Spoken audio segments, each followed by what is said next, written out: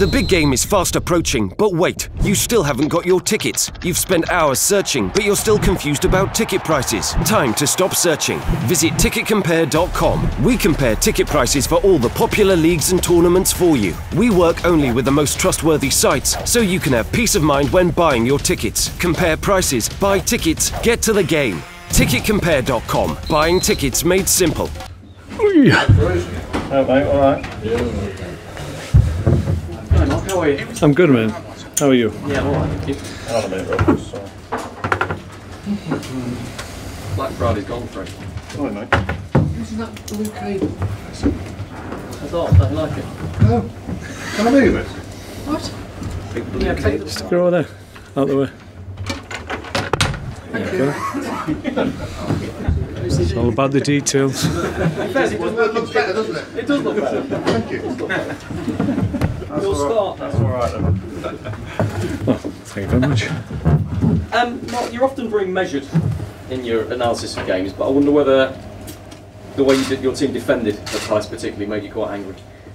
And you can have words. Well, I think you got to be careful that obviously whenever you lose a lead or a potential opportunity to win a game or get something out of a game, then obviously sometimes emotion can cloud your actual correct perception of the game itself. And on the day, I thought it was a good performance. Not our absolute best performance, but certainly not our worst in terms of being the away team. But clearly the goal shapes everybody's perception of how well or how poorly we did on the day. And as a consequence, we need to cut those type of goals out. And I talked after the Brighton game where we did get a point. Probably deserved more out of that game as well. I talked after that game about consecutive errors, and we were guilty of them once again. And I think it's just that a little bit of frustration that we have at the moment. I think if our performances were really poor and we were getting well beaten, then sometimes you can address major issues within the team and the performance of individuals and collectively as a team, but that's not the case in my view. I think for the most part the performance of the weekend was good enough to get something out of that game. Ultimately we fell at the last hurdle, but I don't think we're going to be crushed or really devastated by that, because we know we can turn that thing, those moments around, and it's only fine margins we're talking about at the moment. And once we understand that and recognise those moments in games where you really have to do the very next thing after a mistake correctly, then that element of the play which is holding us back at the moment will dissipate, and we'll win games rather than lose them. You've done so many things right in taking the lead in those last two games, though, and then it's the defensive side that's cost you. Are you determined to stick with three at the back? Is that the system you want, and you'll make it work? Well, it's what we feel helps a lot of players in the team. You look at the performances of Jadon Shaqiri, who's absolutely, arguably having his best season since he's been here, and that's as a consequence of the shape and the position of him in the team and within the structure of the team. So a number of the guys, I know Ryan Shawcross feels that three at the back is exactly what we need. We're not going to win every game if we make individual and collective errors. That's what's holding us back. That doesn't change whether or not you play four at the back, three at the back, six at the back. It's all about cutting those individual and collective errors out, and at the moment we're making them, and as a consequence conceding goals. So once we address that, which we certainly will, then we'll be fine, because performance levels are okay. There is some negativity amongst some of the Stoke fans. What's your message to them? Is it patience? Is it that before that result you went unbeaten in three, that you're only 3 points off the top 10 maybe? I mean, there's some positives out there. I'm just saying there seems to be some negativity amongst the supporters. Well, it seems to have been negativity from probably the beginning of the season, and we only dissipated by winning. It seems that if we don't win, if we draw or we lose, then clearly it all comes flooding back. So we understand that, but that's not going to go away anytime soon. The only way you quiet people down who feel a little bit negative about what we're doing, or maybe a little bit anxious as well.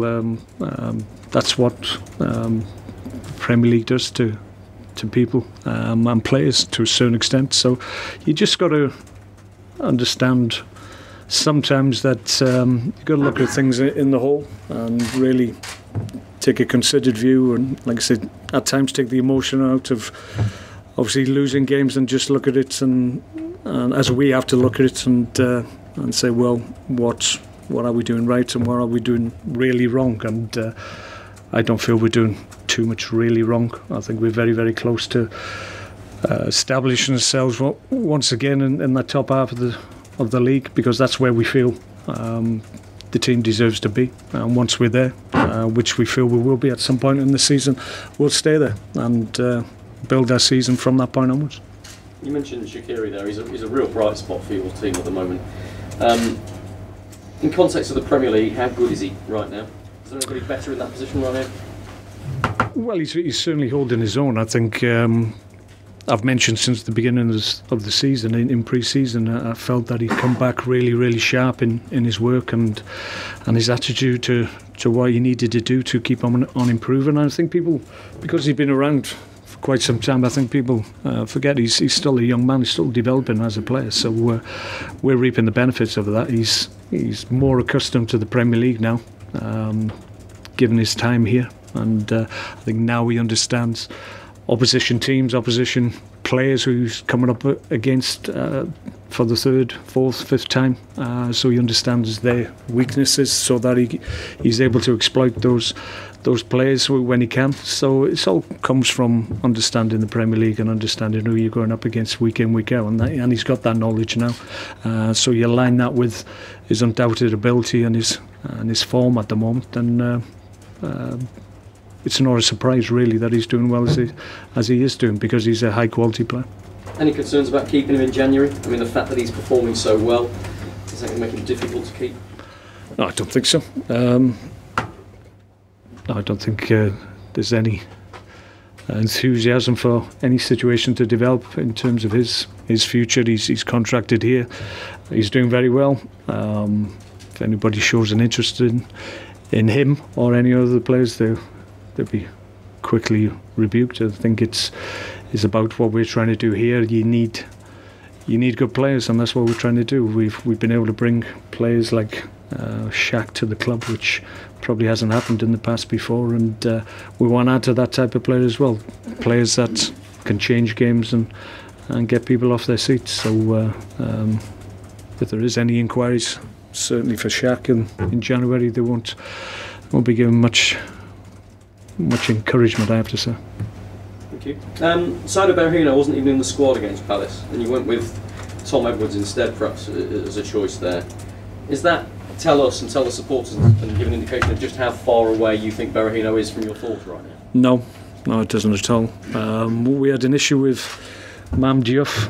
We weren't sure on Friday. He turned up with his elbow really swollen. We thought he wouldn't make the game. As it was, we strapped him up, and I just didn't know how long he'd last in the game, so I had to have cover on the bench. That's the only thinking. As a consequence, I went with Hesse and Crouchy. Obviously Crouchy's done exceptionally well. Hesse's had a good week's training, so on this occasion Saido missed out, but he's in my thoughts for Wednesday, so there's no issue with it. It's just circumstance. Will you make changes for Wednesday? Games coming as thick and fast as they are. Well, yeah, I think we're certainly contemplated. I think you're right in saying it. Everybody's facing really tough weeks and leading up to Christmas and into the New Year. So I think most clubs will try and use their resources as best they can, and we're no different in that respect. So we'll have a look at it. We're playing against a high quality team, obviously in Liverpool, and we know they will test us, but fully expect us to go up against them and give a really good account of ourselves. We're looking forward to it. You mentioned Liverpool. A Liverpool weakest at the back is the best way to play against Liverpool to actually attack them. So strong going forward. Well, I think that's what people are trying to claim, that they're okay going forward, and at the back.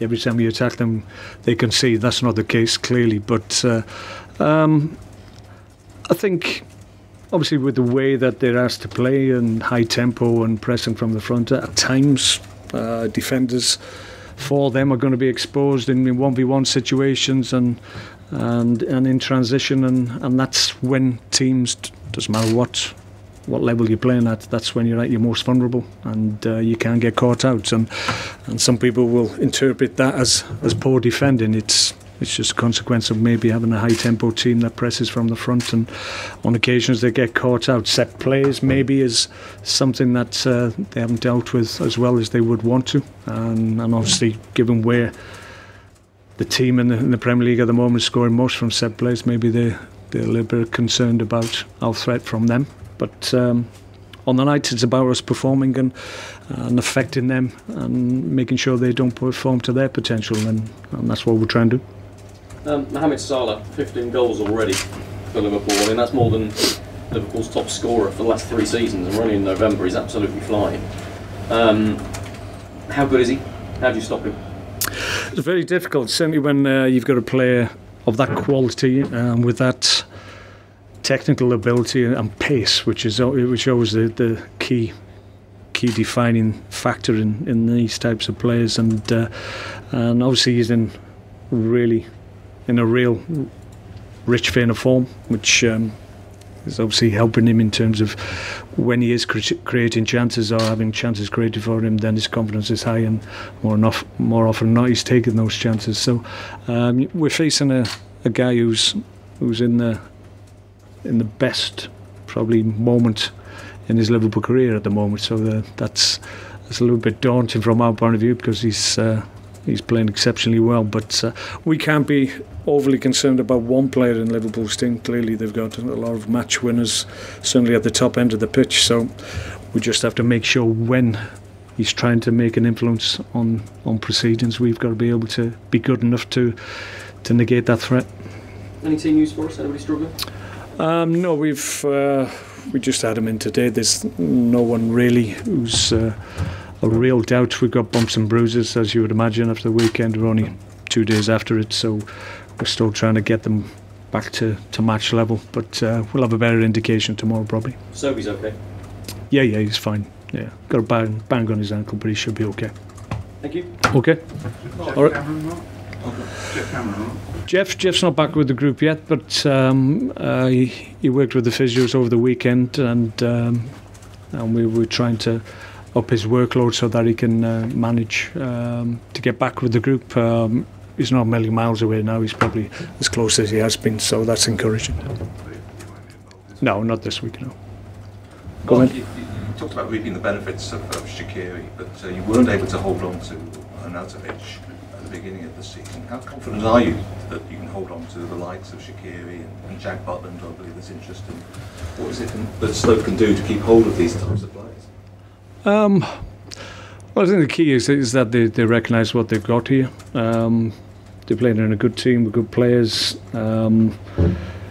It's the Premier League as well. No doubt there'd be good players get obviously attention from the whole of Europe, not just the Premier League. So we understand that, but I think it's dependent on the player to a certain extent, and maybe the people that surround the players. Obviously, in the summer when we allowed Marco to leave, when we felt we got the right price, then obviously we understood his intention and what he wanted to do in terms of staying or leaving. So it was quite clear to everybody that he wanted to leave. I don't get any sense of that from Jack or Shaq at the moment. Don't encourage it, don't expect it. So they'll get attention without a shadow of doubt because they're good players, but it's a different situation to compare them like for like with Marco. There's a lot of clubs out there. You talk about letting Arnautovic leave and he wanted the right price, but there's a lot of clubs out there with a lot of money. If they came along with a lot of money, yeah, that's the case, but that's always been the case, and you always have to protect your own position first and foremost. If it gets to a point where you discuss things and and then it becomes a more sensible situation sometimes. Then you make decisions for and against, and it just depends on each individual circumstances, really. The point I'm making about Shaq is that I don't sense there's any real desire to leave us at this moment in time, because he's enjoying his football, he's playing well, so why would you go? Thanks very much. Okay. Thanks, Mark. Okay, no problem.